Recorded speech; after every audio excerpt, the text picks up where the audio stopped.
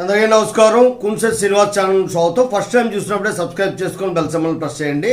ఈరోజు ఒక chief minister గారు తీసుకున్న నిర్ణయం అనేటువంటిది సంచలనం రేపుతుంది. ఏంటి అంటే ముగ్గురు ఐపీఎస్ ఆఫీసర్లను ఒకేసారి సస్పెండ్ చేశారు. ఏ సందర్భంగా చేయవలసి వచ్చింది అంటే ఈ కేసు గురించి మీకు తెలుసు. మైనర్ బాలికపై అఘాయిత్యం జరిగినటువంటి కోయంబత్తూరులో సంఘటన జరిగింది. ఒక 10 సంవత్సరాల అమ్మాయి మీద అఘాయిత్యం జరిగింది. ఈ విషయం మీకు తెలుసు.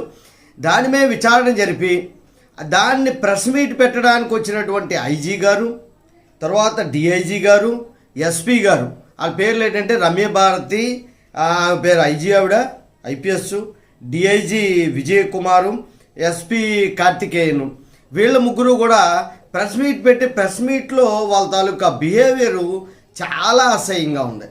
వాళ్ళు ఏంటంటే నవ్వుకుంటూ పక్కపక్క నవ్వుతూ హేళన చేస్తూ ఎలా నవ్వుతున్నారు చూడండి. ఏ బాలిక కేసు ఉందో దాని మీద జోక్ చూసుకొని నవ్వుకోవడం అనేటువంటిది ఇది ఇప్పుడు సోషల్ మీడియా సమావేశం జరుగుతుంది. అక్కడ జరుగుతుందే మీడియా సమావేశంలో ఎంత జాగ్రత్తగా ఉండాలా, ఎంత ప్రిపేర్ అయ్యి రావాలన్నటువంటిది చాలా జాగ్రత్తగా ఉండాలి. అంటే ఏదో నాలాంటి చెప్పినటువంటిది పక్కన పెట్టండి. ఐపీఎస్ ఐఏఎస్ ఆఫీసర్లు అంటే సామాన్యమైన విషయం. అందులో ఐజీ గారు డిఐజీ గారు అంటే సామాన్య విషయం కాదు. అలాంటి అధికారులు ఇలా హాస్యాస్పదంగా నవ్వుకుంటూ గోళ్ళు గిల్లుకుంటూ జోక్స్ వేసుకుంటూ చేయడాన్ని సీఎం దృష్టిలోకి వెళ్తే సీఎం గారు ఇమీడియట్గా సస్పెండ్ చేశారు. అయితే ఇక్కడ ఒక పాయింట్ చెప్పాలి మీకు.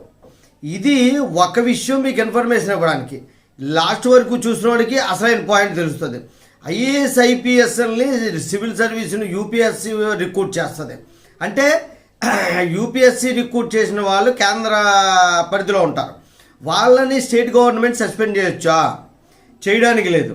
మినిస్టర్లు లేకపోతే ఇంకొకరు సస్పెండ్ చేయడానికి లేదు. కానీ సీఎం చేయొచ్చు. సీఎంకి ఐపీఎస్ ఐఏఎస్ ఆఫీసర్ని సస్పెండ్ చేసే అధికారం ఉంది.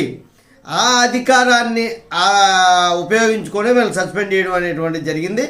ఒక్క సీఎంకి మాత్రం ఉంది.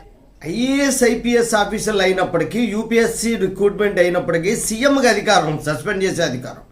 ఒక ప్రాంతం నుండి ఒక ప్రాంతాన్ని ట్రాన్స్ఫర్ చేయొచ్చు, తర్వాత డిపార్ట్మెంట్నే మార్చవచ్చు, అలాగే సస్పెండ్ చేయొచ్చు.